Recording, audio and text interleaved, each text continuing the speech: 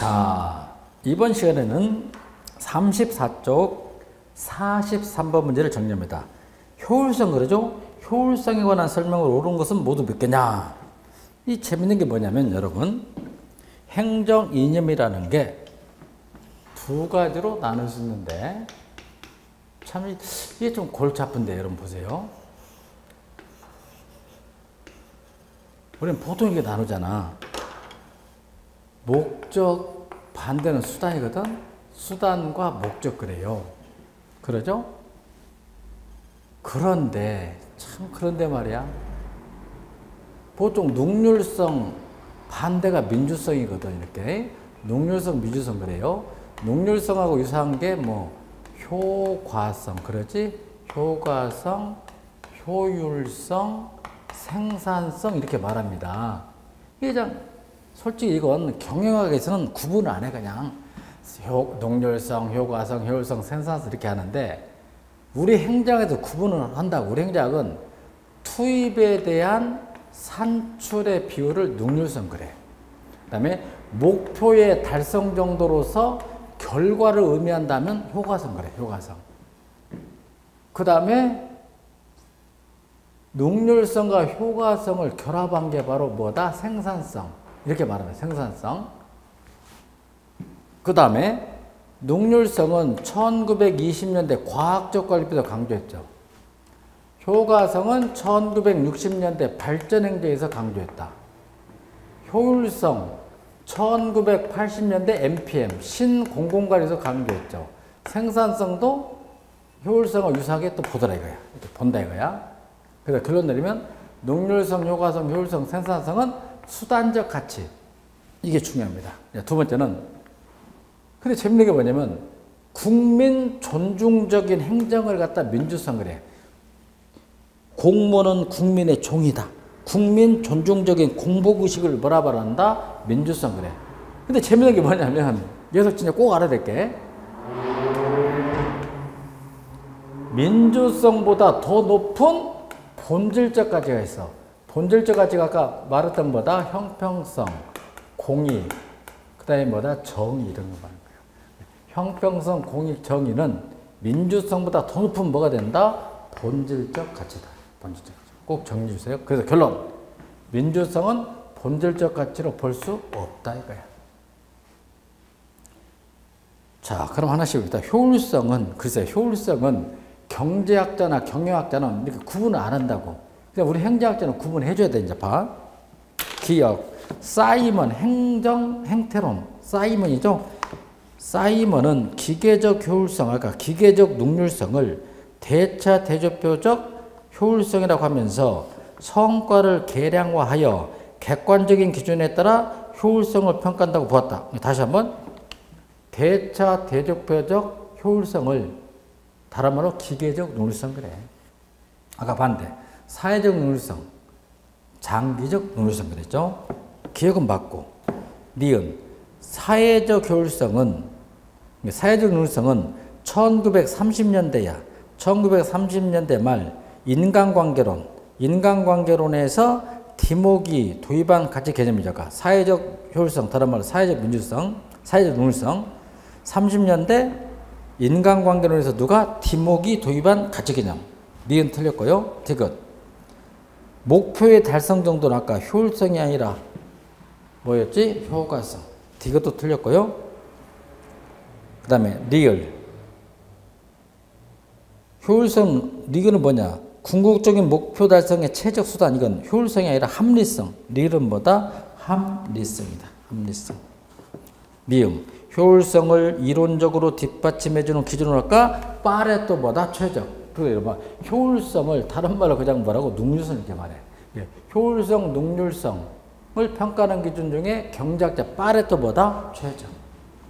최상수를 쓸 수 있는데 이는 자원 배분의 효율성을 의미하지만 분배의 형평성을 확보해 주는 것은 아니라는데 한계된다. 그러면 자 다시 설명할게. 능률성, 효율성의 기준이 바로 경제학자 파레토 옵티마. 파레토 최적이다 이거야. 그럼 반대로 정의 있지. 정의나 형평성의 기준은 뒤에서 바로 배워. 롤스가 말한 더 자스티스 롤스에 뭘 말한다? 정기론 그래. 정기론. 이렇게. 다시 한번. 농률성, 효율성 기준은 파레토 최적. 형평성, 정의의 기준은 바로 롤스의 기준. 정답은 2번이네요. 가외성을 바르게 설명해서 그냥 이거야. 코란도 자동차는 4바퀴로 굴러간다 이거야. 근데 미래 불확실한 시점에 타이어가 뻥고 날 수 있지. 그래 급박해서 스페어 타이어를 타고 가잖아. 이 스페어 타이어를 뭐라고 하냐? 가외성. 신뢰감을 높여준다. 그 대신 타이어가 뻥고 안 나면 기름만 더 쳐먹어. 비능률적이다. 정답 몇 번이다? 1번. 조직의 신뢰성을 제고한다. 1번이죠. 그 다음 45. 사회적 자본. 이건 시험에 나왔죠. 자본의 종류는 3가지 있어. 은행 계좌 속에 있는 자본은 뭐다? 경제적 자본. 쓰면 쓸수록 고갈되는 거야. 사람 머릿속에 있는 자본은 인적 자본. 이것도 쓰면 쓸수록 고갈됩니다. 사람과 사람이 만나서 신뢰를 한다. 신뢰. 이게 바로 뭐다? 사회적 자본. 사회적 자본은 쓰면 쓴다고 해서 고갈되는 게 아니다 이거야. 1번. 규칙, 어익, 폐율. 규칙, 어익, 폐율은 과학적 관리론자예요. 과학적 관리론자이기 때문에 경제적 자본이나 되겠다. 틀렸고요. 가치 중립적이고 과학적인 탐구를 강조한다. 이것도 과학적 관리법 틀렸죠. 경제 대공황을 극복하기 위한 방법론을 제시다. 경제 대공황. 이거 이제 통치 기능설. 뒷목 틀렸고요. 사회, 그렇지. 사회 구성원들 간의 신뢰 협력이 중요하다. 정답 4번. 사회적 자본은 80년대 이후 90년대 중반 신국정관리론에서 강조했죠. 후쿠야마, 프란시스 후쿠야마가 강조한 게 사회적 자본보다 신뢰. 정답 4번. 신행정학 이론 형성에 영향을 끼쳐 노우. 신행정학 이후에 나타난 게 바로 뭐다? 사회적 자본이야. 정확히 NG, 뉴 거버넌스를 강조한다. 정답 4번이고요. 그 다음에 46. 사회적 자본의 순기능. 사람과 사람이 만나면 신뢰가 쌓여. 그 신뢰를 갖다 뭐라 바른다? 사회적 자본 그래. 예를 들면 이거야. 부동산을 매매할 때 서로 신뢰하면 계약서를 쓸 필요가 없다. 그리고 경제적 비용을 갖다 낮출 수 있다는 거야. 그게 사회적 자본이 뭐다? 신뢰라는 거야. 1번이 정보가 흐르는 통로를 제공한다. 맞죠? 근데 사회적 자본은 폐쇄적일 수 있고 배타적일 수 있어. 폐쇄적이면서 배타적일 수 있다는 거야. 정답은 2번이죠. 외부인의 접근을 용이하게 할 수 없다야. 셋째, 규제, 사회적 제재 메커니즘을 제고하고 사회 신뢰를 통해서 거래 비용을 감소시켜. 아까 주인과 대리 간의 매매 계약서를 쓸 필요 없다. 거래 비용을 낮춰주죠. 국가 경쟁을 높이는 밑거름 역할을 한다. 2번이 틀렸다. 사회적 신뢰에 관한 설명을 틀린 것은 1번 맞죠? 신뢰, 사회적 자본. 2번 90년대 뉴 거버넌스 받고. 정답 3번이야. 과학적 관리법은 신뢰가 아니라 기계적 능률성. 뭐다? 기계적 능률성. 정답 3번이 되겠다. 4번 사회적 자본은 쓰면 쓴다고 고갈되잖아. 고갈되지 않는다. 고로 투명성, 공개성 관리 있죠. 4번 중요합니다. 이거 좀 신기하다. 롤스의 뭐다? 정의론. 롤스가 말하는 정의론은 가장 불리한 자에게 가장 많은 혜택을 줘야 된다. 미니 맥스. 맥시민 정확히. 맥시민. 가장 불리한 자에게 가장 많은 혜택을 줘야 된다. 1의 원리하고 2의 원리가 충돌이 있을 때는 1의 원리가 우선하는 거야. 즉 차등 조정의 원리보다 자유조정의 원리가 우선한다. 기회균등의 원리가 우선한다. 1번 좌파도 아니고 우파도 아니다 해서 중도파 입장을 견제한다. 맞고요. 그래서 두 번째보다 최소 극대화를 강조한다. 가장 불리한 자에게 가장 혜택을 줘라. 그게 정의, 공평이라는 거야. 맞고요. 3번 사회의 경제적 불평등은 그 모체가 되는 모든 직무와 직에 대한 기회균등이 공정하게 이루어진 조건에 의해서 직무나 직의 부서에 존재한다. 맞고 원초적 상태로서 실제가 아니라 뭐다? 가설이야. 뭐다? 가설일 뿐이다. 가설이론. 5번이 틀렸어. 차등 조정의 원리가 기본적 자유평등의 우선한다. 노. 기본적 자유평등의 원리가 차등 조정의 원리보다 우선한다. 또 두 번째는 일의 원리하고 이의 원리 누가 우선한다? 일의 원리가 우선한다. 아주 중요했습니다. 그 다음에 49번은 별표로 해놓고 이 49번을 정리하면 1편에서 5편까지 끝나. 5가지를 제가 알려주겠다. 그래서 한 문제는 무조건 나와. 공익을 보는 관점으로 적합하지 않은 것. 여러분, 공익 반대가 사익이지. 공익 반대가 사익이야. 그럼 재밌는 게 뭐냐? 공익만이 공익이다. 실체설이야. 아니다. 사익이 모아지면 공익이 된다. 뭐다? 과정설이래. 요걸 제가 5가지 알려주겠다. 자, 중요합니다. 칠판.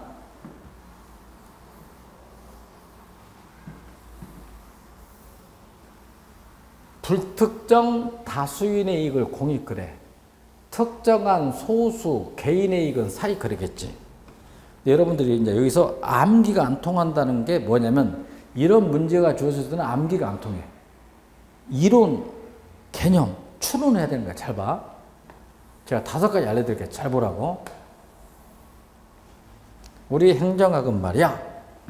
2가지 그림을 가지면 끝나. 피라밋과 계란으로 끝내겠다 이거야. 피라밋 반대 계란이야. 딱 이렇게 생각해. 피라밋과 계란. 요놈 가지고 제가 5가지 알려드릴게. 자, 이게 소수지. 꼭지점이야. 소수. 반대는 다수겠지. 이게 똑같아 여러분. 이거 봐. 여기도 소수. 이 밑에는 다수 같은 거예요. 같다 이거야. 근데 여기서 말하는 소수가 누구냐면, 그래서 한번 제가 해볼게. 고대 그리스, 아테네, 미니에폴리스 도시국가에서는 플라톤이나 아리스토텔레스가 그랬어. 정치라는 것은, 정치는 누가 해야 되냐? 우매한 대중이 하는 게 아니라 똑똑한 엘리트가 해야 된다. 엘리트. 그래서 여기서 엘리트가 누구냐면 철학자야. 철인. 철학자의 철인. 고대 그리스 사이에서 엘리트는 누구다? 철인이야. 철학자. 그 다음에 미국 50년대 밀스나 헌터가 말하는 또 지접근법, 명성적 접근법에서 또 엘리트는 누구냐? 군산복합제, 군인 또는 기업체 사장을 갖다 또 엘리트를 이렇게 말합니다. 그럼 이제 결론 내릴게. 이 소수를 갖다 우리가 지배자 그래. 지배한다 이거야. 지배자. 다수는 지배당한다. 피지배자 그래. 그 소수 지배자를 갖다 우리가 영어로, 잘 봐. 영어로 엘리트 그래. 엘리트다. 그런데 엘리트는 시대에 따라서 달라져. 우리가 통상 말하는 엘리트는 누구냐면 이걸 말해. 아까 철학자도 있지만 철인. 그 다음에 정치가, 국회의원이지, 정치가 변함없이 관료집단, 이걸 말한다? 관료집단 공무원을 말해. 이게 엘리트야. 피지배자는 피플이야. 피플. 우리말로 대중. 또는 뭐 국민 그러지? 국민이, 대중, 국민. 이 정도 이해됐죠? 또 이러봐. 이 계란에서도 엘리트가 있어요. 여기서 엘리트는 누굴 말하냐면 이거야. 여기서 엘리트는 읽어봐. 무슨 집단이다? 이익 집단이야. 이익 집단. 아셨지? 여기서 다수는 당연히 누구다? 피플이야. 옳지. 누구 말한다? 피플. 이렇게 말해. 피플. 이 그림을 완전히 머리에 넣어들어. 보통 우리 수험생이 이렇게 생각해. 엘리트면 공무원이나 국회의원만 말한다. 그게 아니야. 우리나라, 봐봐. 우리나라도 박정희 대통령 시절에 엘리트는 누구였냐면 육사 출신 군인들이었어. 육사 출신 군인들이 전부 다 엘리트였다 이 말이야. 그러잖아요. 육사. 근데 고대 아테네에서 엘리트는 누구냐면 철학자, 철인, 철학자가 보다 엘리트라는 거야. 그 다음에 지금 현재 봐. 현재 우리나라에서 엘리트는 누구냐면 고시에 패스한 공무원도 있고 그 다음에 의사도 있고 교수도 있어. 의사, 교수도 전부 다 뭐다? 엘리트다 이거야. 결론. 엘리트는 시대에 따라 변한다는 거야. 결론 내릴게 제가. 피라미드에서 말하는 엘리트는 누구냐면 철인, 정치가 특히 누구다? 관료 집단을 말해. 계란에서 말하는 엘리트는 누구냐면 뭐다? 이익집단이다 이거야. 이익집단. 이해됐죠? 이제 확실히 5가지 알려드리겠다. 첫째, 정책을 결정할 때 엘리트인 관료가 정책을 좌지우지한다. 그렇다 우리가 엘리트형 그래. 뭐다? 엘리트주의. 이제 이걸 비판해서 나타나는 게 뭐냐? 아니다. 정책을 결정할 때 이익집단 간의 투쟁, 갈등, 타협, 합의에 의해서 정책이 이루어진다. 플러리즘. 이게 바로 뭐다? 다원주의. 아까 했죠? 그런데 다원주의. 뭐 그냥 엘리트 학생복지 아니야. 그냥 뭐다? 엘리트주의. 자, 두 번째 봐. 두 번째는 X라는 문제를 엘리트들이 채택한다. 엘리트들이 채택하고 PR을 강조한다. 국민한테 알린다. 그런 정책 의제를 갖다 우리가 동원형. 뭐라고 한다? 동원형 그래. 2편에서 배울 거 지금 다 하는 거야. 계속 5편까지. 그 다음에 어떤 문제를 이익집단, NGO들이 주도해서 정부의 채택에도 강요한다. 밖에서 강조한다. 이거 보자. 뭐다? 외부 주도형. 외부 주도형. 그 다음 세 번째, 엘리트가 공익을 결정한다. 엘리트인 관료 집단이 공익을 결정한다. 그런 설을 읽어보자. 뭐라 말한다? 실체설. 아니다. 이익 집단들이 치고받고 쌈박질하면서 공익을 결정한다. 읽어보자. 그걸 뭐라 말한다? 과정설 그래. 과정설. 그 다음에 엘리트인 관료가 이성을 가지고 정책을 결정했다. 읽어보자. 무슨 모형이다? 합리모형보다 합리모형. 아니다.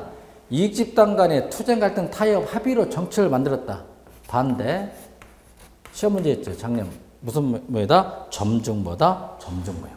그 다음에 예산을 편성할 때 합리모형에서 예산을 편성한다. 두 가지. PPBS.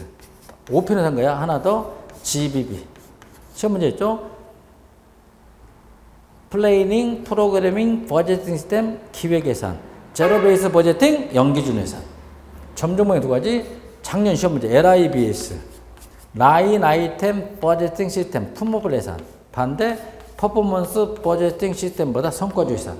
그래서 지금 하나, 둘, 셋, 넷, 5개 끝난 거예요. 5개. 피라미드가보다 계란. 지금 우리가 배우는 게 공익이야. 잘 봐. 공익 반대가 사익이야. 이렇게 하는 거야. 엘리트, 소수인 엘리트인 관료가 공익을 결정했다. 읽어봐. 뭐다? 실체설. 아니다. 다양한 이익집단이 투쟁, 갈등, 타협, 합의에 의해서 공익을 만들었어. 사익이 모이면 공익이 된다. 읽어봐. 뭐다? 과정설. 고로 공익과 사익은 명확히 구분돼. 공익밖에 없다. 뭐다? 실체설. 아니다. 공익과 사익은 구분할 수 없다. 뭐지? 과정설. 과정설이다. 그래서 민주주의 국가에서는 주로 과정설, 독재주의 국가에서는 뭐다? 실체설. 다시 한번 해볼게요. 자, 별거 없어. 7번 보자. 사익이 모여봤자 공익이 될 수 없어. 그리고 공익과 사익은 명확히 구분이 된다. 뭐다? 실체설. 아니다. 사익이 모이면 공익이 된다. 그리고 공익과 사익은 구분이 안 된다. 뭐다? 과정설. 이익집단들이 투쟁, 갈등, 타협, 합의에 의해서 공익을 만들었다. 과정설. 관료가 이성을 가지고 공익을 만들었다. 실체설. 그래서 전제주의, 독재주의, 전제주의에서 많이 나타난다. 실체설. 민주주의 국가에서 많이 나타난다. 과정설. 꼭 정리하시면 반드시 한 문제 나온다 이거야. 그래서 제가 행작은 암기가 아니라 추론 능력을 키워야 된다. 1번 들어갑니다.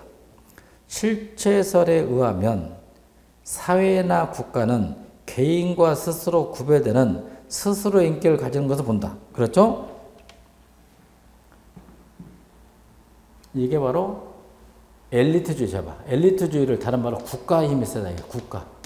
국가주의. 국가 즉 사회를 말하는 거야. 그다음에 다원주의는 국가를 강조한다, 개인을 강조한다, 개인을 강조해. 개인을 강조하는 게 다원주의, 과정설. 사회를 강조하는 게 바로 실체설보다 엘리트주의래. 그래서 스스로 법인격을 가진다 이거야. 맞고요. 2번 과정설에 하면 공익을 사익 간의 협상과 조정을 통한 집단 과정의 결과로 본다. 맞고. 3. 실체설은 공익을 단순히 개인들의 집합이 아니라고 보아 집단주의 성격을 띈다. 이것도 맞고, 실제로 공익을 단순히 개인들의 집합이 아니라고 보아 뭐다? 집단주의 성격을 띈다. 맞고. 4. 과정설에 하면 협상과 조정 과정에서 약자가 희생되는 결과를 처리할 수 있다. 쉽게 말하면 의사집단하고 약사집단, 공통점 이익집단이지. 의사집단, 약사집단 협상하는 과정 중에서 다수인 의사들의 이익이 많이 반영되고 소수 약자인 약사들의 이익은 무시당할 수 있다. 그게 바로 다원주의보다 한계점이야. 다원주의보다 한계점. 맞고요. 그러니까 5번이 왜 틀렸냐? 실체설에 의하면 공익결정은 다수에 의해 민주적으로 이루어진다. 다수에 의해 민주적으로 이루어진 것은 실체설이 아니라 뭐지? 과정설보다 과정설. 아주 좋은 문제다. 정답은 5번. 그 다음에 페이지를 넘겨서 50번 들어갑니다. 공익 개념에 관한 학설을 설명해서 옳지 않은 거 똑같은 문제 1번. 이거 이제 합의설은 뭐냐면 합의설을 다루면 절충설 그래. 실체설도 아니고 과정설도 아니고 중간에 있다. 합의설 다른 말로 절충설. 정확히 소비자의 이익, 소비자의 이익이 공익이다 보다 절충설. 다른 말 합의설. 다시 해볼게. 국가 전체 이익이 공익이다. 실체설. 개인의 이익이 공익이다. 과정설. 소비자 이익이 공익이다. 절충설. 다른 말로 합의설. 1. 합의설은 다수의 이익을 내세우기 때문에 소수의 이익은 아무리 강도가 높다 할지라도 희생될 수밖에 없다는 입장. 맞고요. 2. 실체설은 공익과 사익 간의 갈등이나 있을 수 없다. 왜? 공익 다르고 사익 다르기 때문에. 3. 실체설은 개인의 사익을 초월한 공동체 전체의 공익이 따로 있다고 보는 견해. 맞고. 4. 과정설에서 공익이란 사익의 총합이거나 사익 간의 타협 또는 집단 상호의 산물이라고 본다. 맞고. 5번이 잘못됐죠? 공익, 형이상학적 전체주의. 형이상학적 전체주의 관점에서 규정한 것은 과정설이 아니라 뭐다? 실체설. 전체주의. 이게 무슨 설이다? 실체설. 민주주의. 이게 바로 뭐다? 과정설. 다시 한번 할게. 사익을 초월한 공익이 존재한다. 실체설. 사익을 초월한 공익은 존재할 수 없다. 과정설. 소수가 결정한다. 실체설. 다수가 결정한다. 과정설. 어느 게 민주적이지? 다수가 결정한다. 이게 바로 뭐다? 과정설. 31번 행정문화에 공무원들이 가지고 있는 문화를 행정문화 그래. 조선시대 행정문화, 현대 행정문화 갖다 따라서 다르지. 이게 문화는 시간이 지남에 따라서 변해. 뭐다? 변동성. 정답 5번. 시간이 흘러도 변하지 않는 지속성을 가진다. 지속성이 아니라 뭐지? 변동성이지. 정답 5번. 52번. 사회지표. 삶의 질을 측정한 지표, 사회지표. 일명 복지지표라 말하죠. 사회지표를 가지고 소득의 불균형 현상을 요즘 많이 얘기하지. 빈부격차를 나타낸다. 사회지표야. 그 다음에 정답, 여기 2번이 중요해. 진위계수가 나와. 진위계수가 0하고 1이 있어. 0인 경우 완전 평등이고 1로 갈 경우 완전 불평등을 말하는 거야. 불평등. 4번이 들었어. 지표란 것은 결과를 말해. 투입이 아니라 뭐다? 산출. 정답은 4번이 되겠죠. 여기서 여러분 좀 신경 쓸 게 뭐냐면 사회지표, 소득 불균형을 나타내는 지표가 한 5가지 있거든? 거기서 대학 수능 시험에서는 5분위 분배율이 시험에 많이 나와. 그 다음에 공무원 시험에서는 진위계수가 시험에 많이 나온다 이 말이야. 로렌츠 곡선하고 뭐가 있다? 진위계수. 좀 중요하거든 이거. 중요한데 일단 1번 찍어봐. 로렌츠 곡선 봐. 경제학자보다 로렌츠 곡선. 로렌츠 곡선에서 5번만 찍어. 5번. 로렌츠 곡선은 45도 대각선이 되고 진위계수가 0인 경우 완전한 소득균등 배분이 이루어지고 있음을 의미한다. 로렌츠 곡선이 45도, 진위계수가 0인 경우 완전 평등. 이제 반대로 로렌츠 곡선이 90도, 직선이고 진위계수가 1인 경우 소득 불균형이 이루어진다. 우리가 진위계수, 이탈리아 통계학자 중에 누구다? 진위 뭐다? 진위계수. 진위계수가 뭐냐면 2번의 답이죠. 진위계수는 로렌츠 곡선의 상태를 계수한 것으로 대각선 아래의 전체 면적에 대한 대각선과 로렌츠 곡선 사이의 면적이 차지하는 비율을 의미하는 것이므로 대각선 아래의 면적으로 대각선과 로렌츠 곡선 사이 면적을 나눈 값이다. 나눈 값이다. 그리고 4번 완전 평등은 제로, 완전 불평등은 1로 표시한다. 3번, 4번 반대 표시 봐. 5분위 분배율을 자세하게 나타난 게 뭐다? 10분위 분배율이야. 5분위 분배율이 뭐냐? 상위 20% 가구 소득을 하위 20% 가구 소득 합계로 나눴다. 5분위 분배율을 작을수록 평등, 클수록 뭐다? 불평등이야. 반대로 10분위 분배율은 이제 반대겠죠? 2로 갈수록 클수록 평등, 작을수록 불평등. 5번 이제 빈도함수 나오죠? 빈도함수. 소득계층별 인구 특성이 비선형이고 저소득층에 비하여 고소득층이 적은 상황에서 인구와 소득 수준 간의 관계를 설명한다면 빈도함수다. 변형돼서 애킨슨 지수도 마찬가지 0하고 1. 애킨슨 지수 0하고 1. 파레토 법칙 20대 80. 그 소득 분배 비교 잘 봐봐. 완전 평등은 진보주의야. 완전 불평등은 뭐다? 자유주의. 진위계수 0하고 1. 진위계수하고 로렌츠 곡선 묶어. 0, 1. 45도하고 90도. 10분위 분배율하고 5분위 분배율 묶어. 반대야.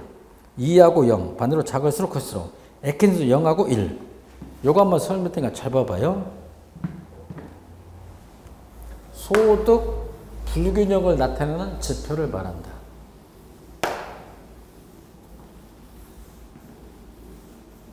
자, 소득 불균형이 나타나는 지표 중에서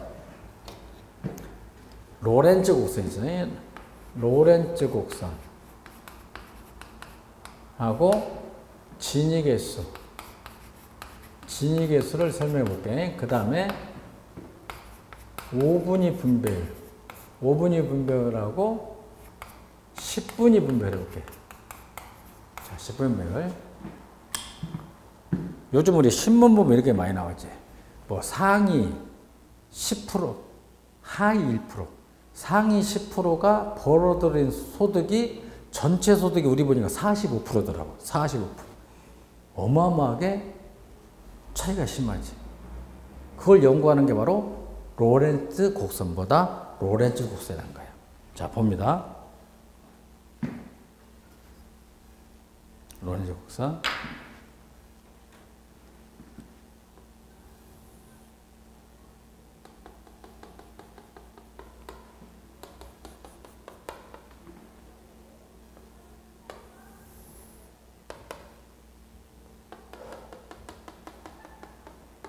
정사각형이야.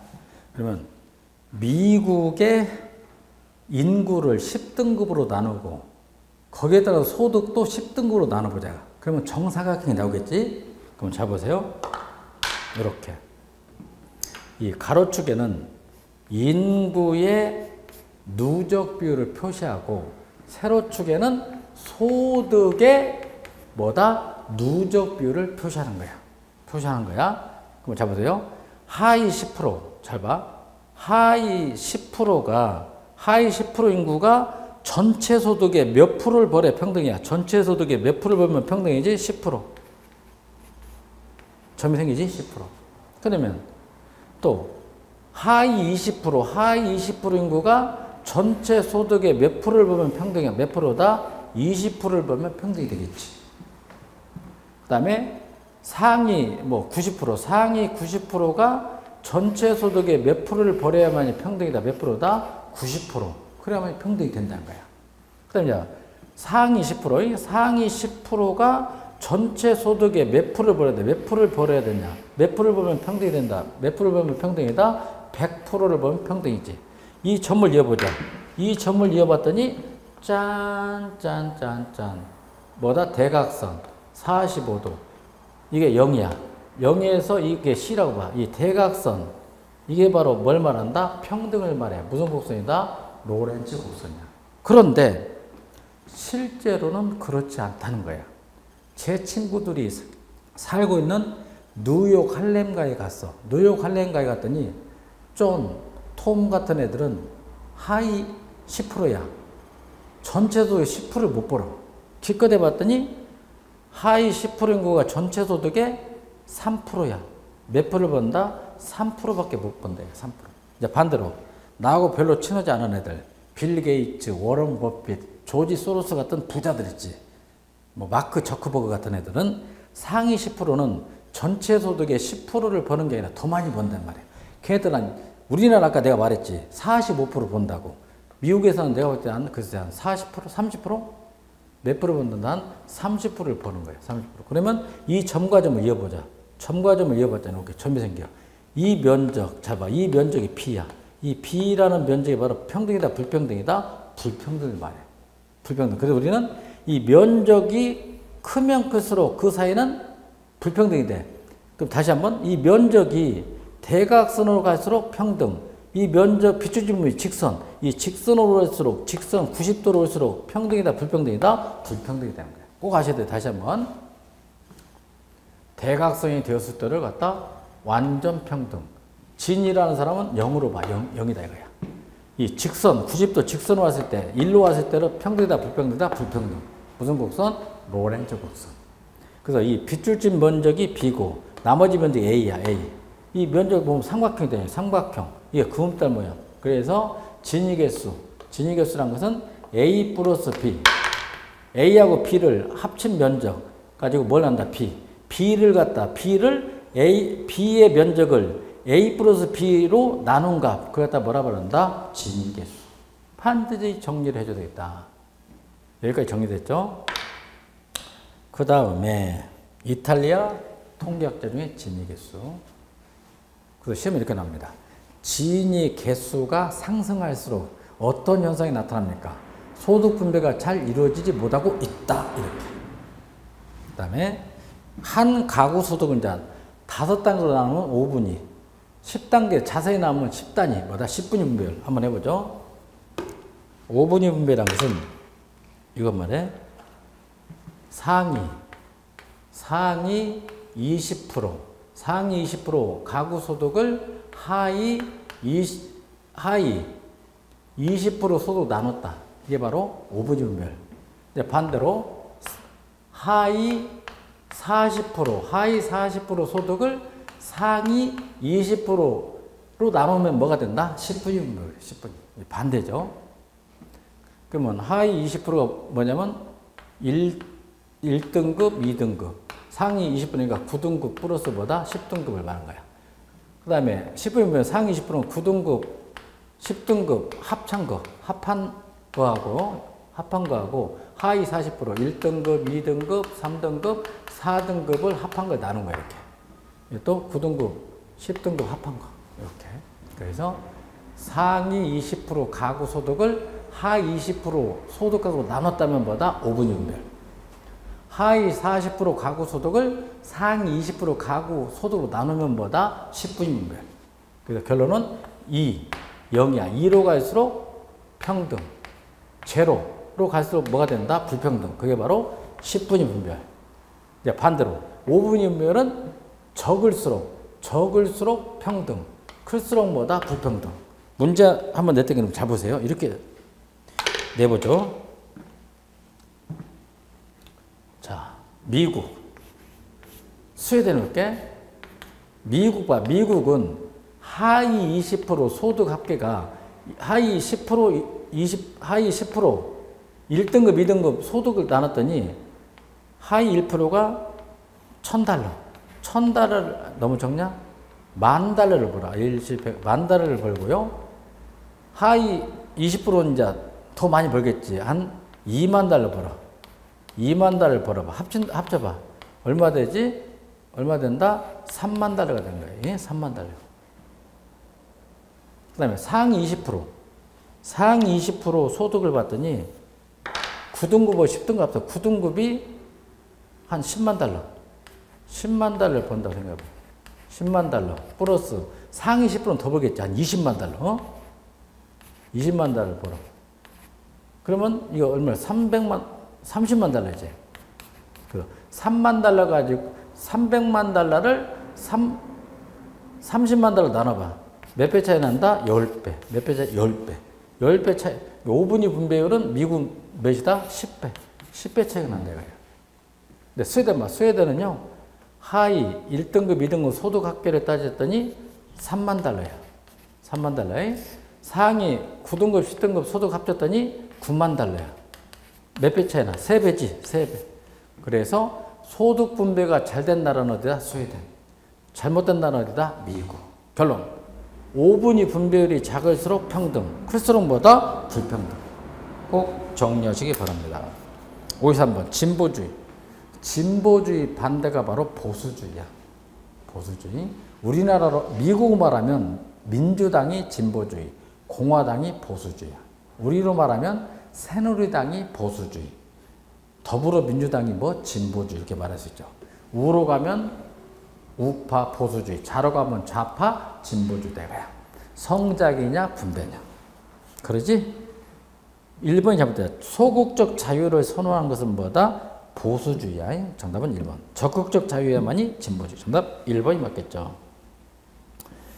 그 다음에 공익 목적의 정부 규제를 강화해. 규제를 강화시켜서 형평성을 확보하자. 3. 조세를 통한 소득 재분배. 세금을 통해서 소득 재분배. 이게 바로 누진세 뭐다? 누진세야. 맞고요. 효율과 공정에 대한 자유시장의 잠재력은 인정은 해. 다음에 소외집단을 위한 정부 정책을 선호된다. 진보주의 정부야. 그래서 진보주의는 자유보다 뭐다? 평등을 강조해. 성장보다는 분배. 효율성보다는 형평성이야. 근데 자유의 종류가 두 가지 있어. 소극적 자유는 니 멋대로라. 이건 자유주의야. 근데 적극적 자유. 이게 바로 뭐다? 진보주의. 여기서 여러분 하나 생각할 게 있는데, 보수주의하고 진보주의가 어떤 차이점이 있는가? 깊게 들어가면 여기까지 들어가줘야 돼요. 누진세. 이게 바로 진보주의 정책이야. 진보주의. 그럼 자, 우리 세금을 통해서 부의 형평성을 실현해 보자. 요즘 신문 많이 나온다. 누진세 있죠, 여러분. 누진세 반대는 실은 역진세야. 역진세. 혹자는 누감세 그래. 근데 현실적으로 이건 근데 존재하지 않는다 이렇게 말하고 있지. 누진세 반대가 역진세야. 그 다음에 비례세가 있어. 세금의 종류 세 가지. 그 시험에 많이 나온 게 누진세 많이 나온 거야. 세 가지. 그러면 이거야. 소득이 증가할수록 세금도 증가한다. 그게 바로 뭐다? 누진세야. 누진세. 반대로 소득이 증가하거나 물건의 가치가 높아질수록 오히려 세율은 적어진다. 뭐다? 누진세. 소득의 관계없이 일정하다 하면 뭐다? 비례세. 그럼 여러분 하나씩 맞춰봐. 여기서 소득세가 있고 부가가치세가 있고 법인세가 있어. 법인세. 우리나라 세금 모델세. 그래서 제가 기획재정부 그 통계 자료를 봤더니 2016년에 지금 상반기에 지금 세금이 너무 많이 거쳤대 보니까 너무 많이 거쳤다는 거야.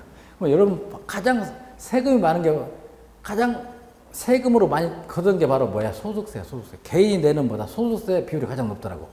그 다음에 두 번째는 뭐다? 부가가치세가 높고 가장 세금 적게 거치는 게 뭐다? 법인세야. 삼성전자가 내는 세금이 법인세야. 제가 내는 세금이 바로 뭐다? 소득세. 그 다음에 담배 먹는다. 부가가치세잖아. 10%. 그게 바로 뭐다? 부가가치세. 세 가지 있어. 그래서 가장 세금에서 많이 차지하는 게 보니까 소득세더라고. 두 번째가 부가가치세. 가장 적은 게 뭐다? 법인세야. 그래서 요즘 민주당이 소리질러. 더불어민주당이잖아. 법인세를 높여야 된다 그러잖아. 그러면 자, 법인세가 지금 우리가 10%, 20%, 22% 이렇게 돼 있어. 삼성전자 얼마 낸다? 22% 내는 거야. 뭐 200억 이상 22%. 부가가치세는 몇 프로를 뛴다? 10%를 뛰는 거야. 부자든 가난한 사람이든 우리 담배 산다. 뭐 라면을 산다. 부가세 얼마 내지? 10% 내는 거야. 10%. 소득세는 글쎄 지금 내가 알기로 한 38% 될 거야. 최대가 뭐 1억 5천만 원 이상을마다 38%. 이렇게 세율돼 있어. 그럼 잘 봐 이제.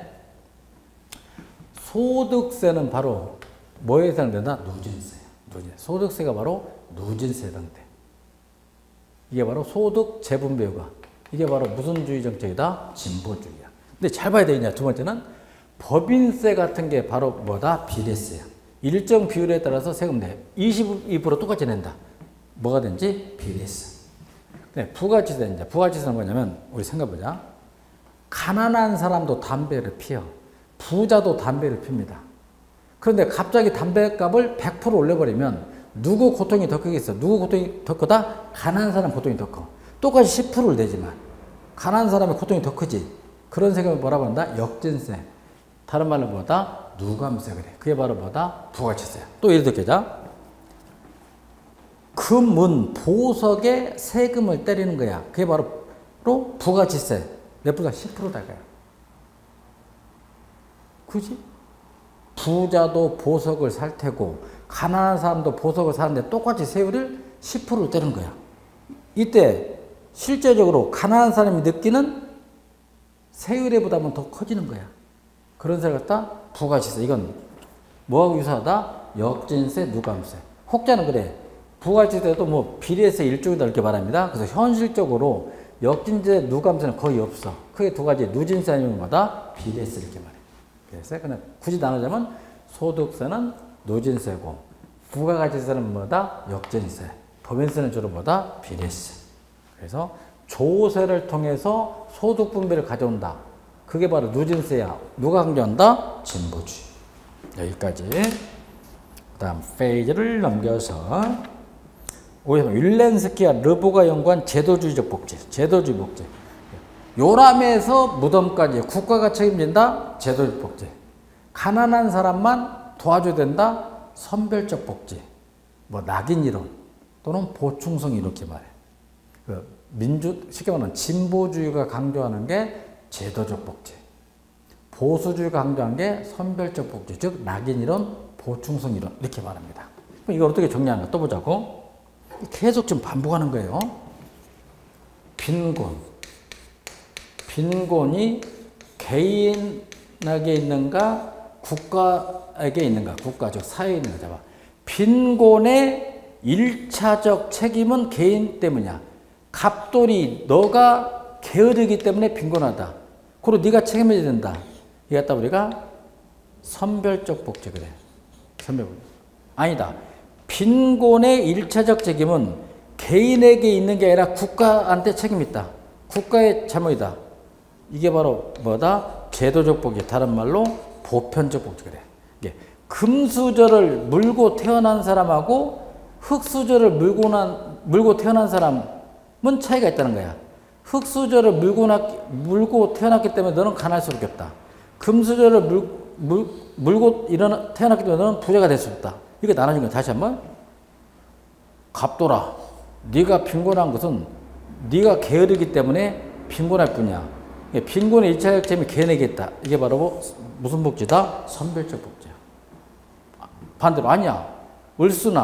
네가 빈곤한 것은 을순이 너한테 문제가 있는 게 아니라 국가에 문제가 있다. 너는 흙수저를 타고났기 때문에 가난할 수밖에 없어. 그리고 국가가 책임을 져야 된다. 뭐다? 제도적 복지. 일명 뭐다? 보편적 복지.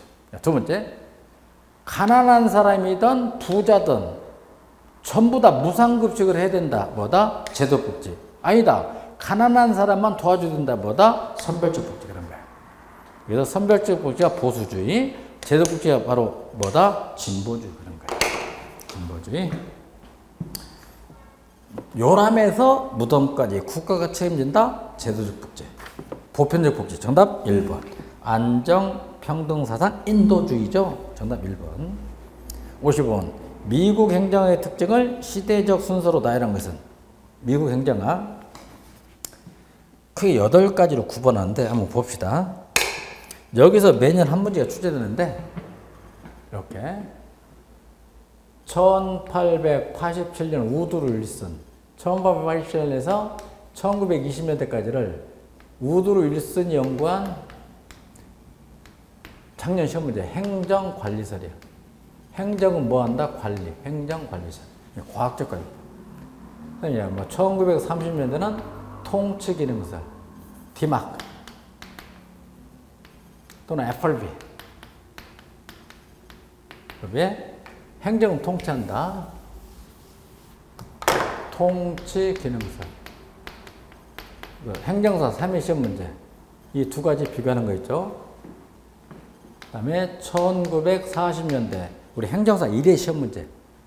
사이먼. 허버트 사이먼의 행태주의. 행정 형태로는 행태주의. 그 다음에 1960년대 에스만, 와이드너, 에스만의 발전행정. 발전행정론. 그 다음에 이걸 비판한 게 1970년대 와일드, 아까 나왔지? 드와이트 와일드의 신행정학. 행태주의, 느껴난다. 후기 행태주의. 다른 말로 신행정학. 그래. 신행정학. 그 다음에 1980년대 아까 오스본과 게이블러, 크리스토퍼 후드가 연구한 NPM, New Public Management 신공공관리. 1990년대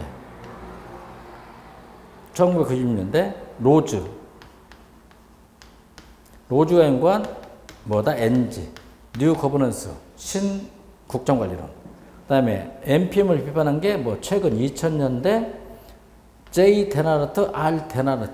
데나르트의 NPS, New Public Service, 신공공 서비스론. 이게 지금 미국 행정을 말하고 있다. 요게 주로 이제 과학적 관리법, 이게 주로 뭐다? 인간관계. 이렇게 쭉 정리하면 되겠죠. 매년 나오고 있어, 한 문제씩. 자, 잡아봅니다. 시대적으로 올바르게 나는 것은 기업, 가치 중립적인 관리론보다는 민주적 가치 기업에 입각한 정책 연구를 진행한다. 기업이 바로 30년대 뭘 말한다? 통치기능설이야. 통치기능설 30년대. 니은 행정학은 이론과 법칙을 정립하는데 목적을 두어야 하며 사실 판단의 문제를 연구 대상으로 삼는다. 이게 바로 40년대 뭘 말하지?